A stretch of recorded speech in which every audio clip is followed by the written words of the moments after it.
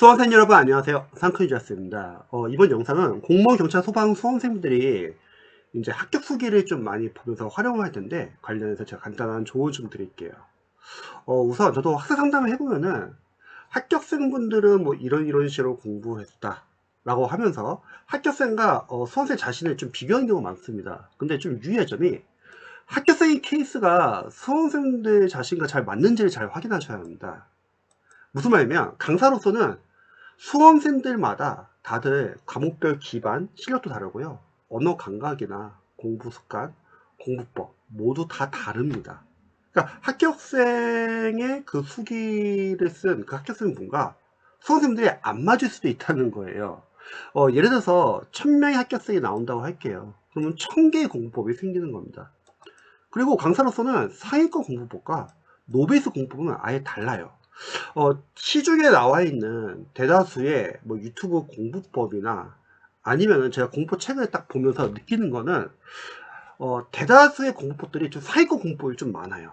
좀 어느 정도 기반이 있는 학생들은 가능한 방법이에요. 자, 이런 방법은 좀 약간 애매한 게 뭐냐면 그러면 그 사이권 공부 방법이 맞는 학생들도 있을 거예요. 누구냐면 똑같이 기반이 있는 학생들이에요. 아니면 수험기가 좀 늘어났어요. 늘어나서 그리고 과목별 기반이 좀 쌓인 학생들은 맞습니다. 근데 그런 학생들이 이제 합격을 하고서 이런 공부법이 좀 잘 맞는다 라고 소개를 하니까 학생들이 그러한 공부법이 이제 보편적인 공부법이라고 오해하는 경우가 많다는 거죠.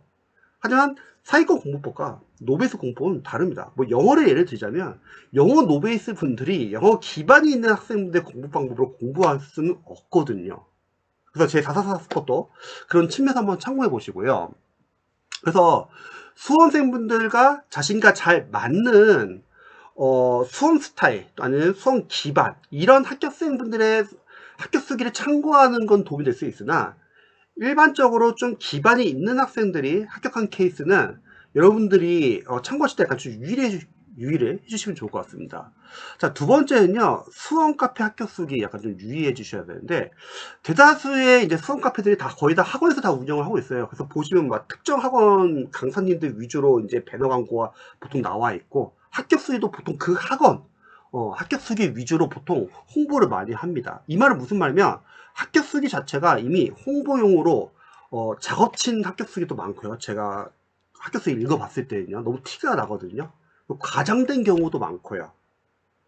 그리고 저도 이제 학원에서 일을 했을 때 합격생들한테 합격 수기 써달라고 부탁을 해요. 근데 상당히 귀찮습니다.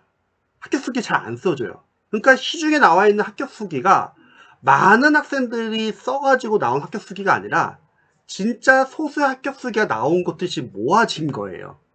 그러니까 그게 여러분한테 결코 이게 보편적인 합격 어떤 공부 방법이다 이렇게 여러분들이 생각할 필요는 없는 겁니다. 그래서 막 합격 수기 읽어보면은 막 특정 강사님을 홍보하거나 어떤 특정 학원을 홍보하거나 그런 경우가 좀 많습니다. 자, 세 번째는요, 강사로서는 합격생분들도 합격 수기 적을 때 강사 입장에서 봤을 때는 시행착오 하는 부분이에요. 근데 그거를 내가 합격한 비결이다 이렇게 오해해서 적는 경우가 많습니다. 그러면 좀 어느 정도 공부를 좀 하시는 분들 뒤에 딱 분별이 되는데 일반 초시생들은 그냥 그거를 마치 진리인 마냥 따른다는 거예요. 그럼 똑같이 시행착오를 합니다. 오히려 그 방법을 안 했으면 더 빨리 합격할 수 있는데 여러 가지 시행착오를 했는데 그거를 합격 요인이라고 생각해가지고 잘못 적는 경우도 많다는 거죠. 물론 학생들마다 그 방법이 맞는 학생도 있고 안 맞는 학생도 있을 거예요. 그래서 저는 생각했을 때는 합격 수기를 활용할 때는 이런 부분을 한번 참고해 보시면 좋을 것 같아요. 첫 번째, 강사, 교재, 인강이요. 합격 수기에 장점과 단점이 있으면 좋을 것 같아요. 너무 장점 위주로만 적는 합격 수기는 크게 도움이 안 될 수 있어요. 그거는 약간 좀 홍보용 합격 수기일 수도 있거든요. 오히려 이런 강사님의 강의를 들어봤을 때 이런 장점이 있었고 이런 단점이 있었다 이렇게 딱 적어 놓으면은 학생들이 그걸 가지고서 판단할 수 있거든요. 이런 부분은 그럼 내가 강의를 할 때 강의를 활용할 때 좀 살리고 이런 부분 단점이니까 이런 걸 좀 보완하자. 그래서 장점과 단점이 있는 부분을 있는 합격 수기를 여러분들이 좀 활용하시면 좋을 것 같고요. 두 번째는 합격생들의 시행착오 부분인데 예를 들어서 단기 합격생분들의 합격 수기도 있고 오랜 시간이 걸려가지고 합격하신 장수생분들의 합격 수기도 있잖아요. 단기 합격생 합격 수기, 그리고 어떤 장수생, NC생의 합격 수기. 자, 여기서 좀 포인트를 좀 다르게 보시면 좋을 것 같아요. 단기 합격생의 합격 수기에서는요, 그분들은 기반이 있어서 단기 합격을 한 거기 때문에 여러분들이 이런 부분을 위주로 잠깐 참고해 주시면 좋을 것 같아요.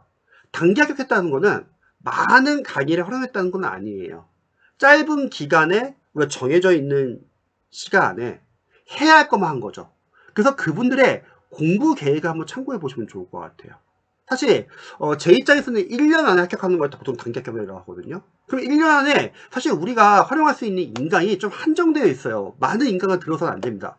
어느 합격생 분들도 이렇게 말하시는 분들은 없죠. 저는 인강을 많이 들어서 합격했습니다. 그런 경우는 없습니다. 왜냐면 인강은 여러분들이 참고하는 거고, 그걸 바탕으로 여러분들이 직접 빠르게 해동을 하셔가지고 여러분 실력 만드는 게 중요하거든요. 그러니까 단기 합격생의 합격 수기에서는 공부 계획이라는 게 전체 공부 계획을 보라는 게 아니라 이 학생은 이 기간에서 이런 인강과 이런 교재 정도만 과정만 좀 활용했구나. 여러분들도 필요하거든요. 그게. 그래서 교재를 줄이는 게 중요하다. 학원에 그냥 많이 벌려놓은 1년 과정 다 따라가는 게 아니라 해야 할 것만 해야 되는 거죠. 그리고 실행력이 상당히 높죠.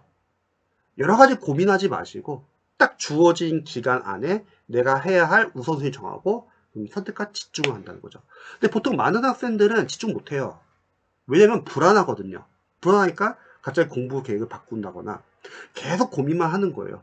그러면 더욱더 집중을 못하고 그 고민으로 인해서 교재가 늘어나거나 강사를 바꾼다거나 해서 수험기간이 늘어나는 경우가 많습니다.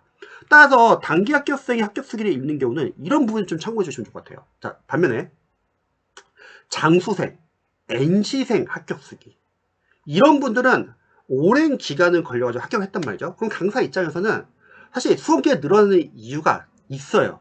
그러니까 여러분들은 이런 합격생들에서는 합격 수기에서는 시행착오한 부분을 좀 봐주세요. 이 학생은 수험기간이 몇 년 정도 걸렸는데 합격 수기를 읽어보니까 이런 부분 때문에 시행착오 걸려가지고 오래 걸렸구나. 물론 합격생이 이렇게 적어주면 더 좋긴 하죠. 자기 합격 수기에서 여러분들이 이렇게 공부하지 마세요. 뭐 이런 식으로. 그래서 장수생의 합격 수기에서는 여러분들이 시행착오한 부분을 좀 활용하시면 좋을 것 같습니다. 그리고 가장 중요한 건 이거예요. 그러면 합격생분들의 여러분 합격 수기를 다양하게 읽어보면서 어떻게 개개인의 공부 실력과 기반이 다르기 때문에 공부 방법은 다를 수 있습니다. 뭐 어떤 게 옳고 그르다는 건 아니에요. 단지 수험생들에게는 자신에게 맞는 방법이 있고 자신과 안 맞는 방법이 있을 뿐이에요. 자, 이거 정도 한번 체크해보면 어떨까요? 각 단계별로 어려움이나 문제상 이런 걸 한번 체크해 보시면 좋을 것 같아요. 합격 수기를 읽어보니까 이론서 단계에서는 합격생들은 이런 어려움이 있었고, 기출 단계에서 공부할 때는 이런 어려움이 있었고, 문제풀이 단계에서는 이런 어려움이 있구나. 자, 이렇게 정리만 해놓으면 뭐가 좋냐? 여러분들이 예측할 수 있다는 거죠. 자기가 남은 기간에 공부하면서 합격생 수기를 읽어보니까 이 단계에선 다들 이런 어려움 겪었으니까 나도 그런 어려움 겪을 수 있겠구나. 그럼 좀 감안하자. 좀 버티자.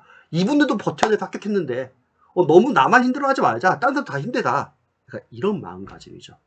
또 만약에 거기서 누군가는 이 학생들은 이런 부분에서 좀 이런 어려움을 겪었구나. 그럼 나는 이걸 해결하기 위해서 이렇게 해야지. 이렇게 활용하면 더욱더 여러분들이 수험기간이 줄어들 수 있는 거죠. 그래서 제가 합격 수기 읽어볼 때는 너무 그 합격생의 케이스를 자신과 맞추려 하지 마라. 서로 기반이 아예 달라요. 공부 습관도 다르고 언어도 다르고요. 하지만 합격 수기에서 장점과 단점, 이런 어려움, 그리고 이런 부분은 나한테 도움이 되겠다. 이런 부분을 여러분들이 좀 정리를 해가지고 자신이 공부할 때 자신에게 이로운 방향으로 좀 활용해 보시면 좋을 것 같습니다. 그러니까 절대 합격생들의 합격 수기를 100% 신뢰하지 말고 이렇게 여러분들이 좀 활용하시면은 조금 더 효율적으로 공부할 수 있고 수험 기간을 줄이는 데 도움이 되실 겁니다. 영상 봐주셔서 감사합니다.